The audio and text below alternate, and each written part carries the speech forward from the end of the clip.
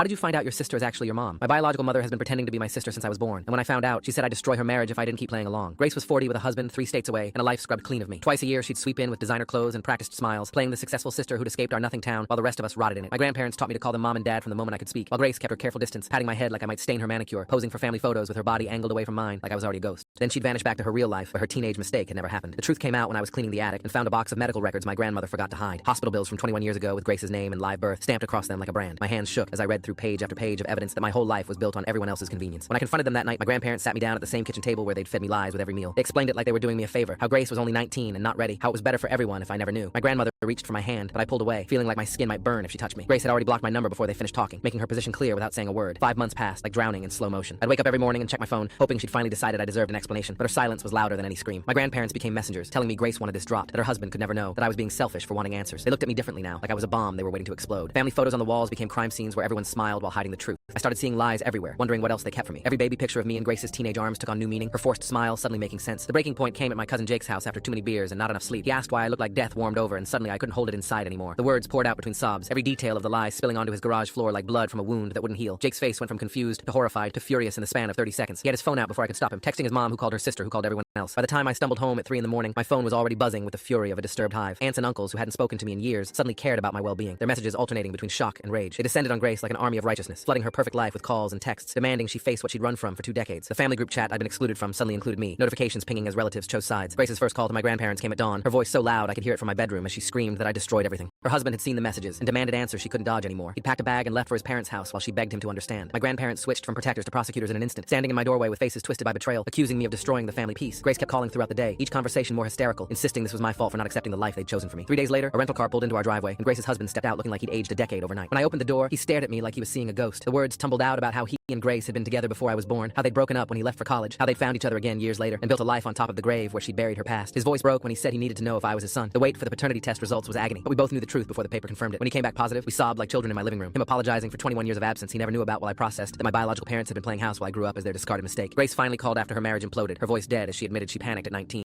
that keeping me hidden felt safer than watching him choose fatherhood over her. We both knew she was only sorry her perfect lie had cracked. Now I text my biological father good morning while my grandparents pretend I don't exist. Grace moved back with divorce papers and a ruined reputation, forced to face the child she spent 2 decades pretending never happened. She works at the diner where she used to gossip about other people's mistakes, serving coffee to folks who whisper about hers when she turns her back. My father tries making up for lost time with baseball games and overdue lessons, both of us grieving what we never had. At least I've got something real now, even if it cost everything else.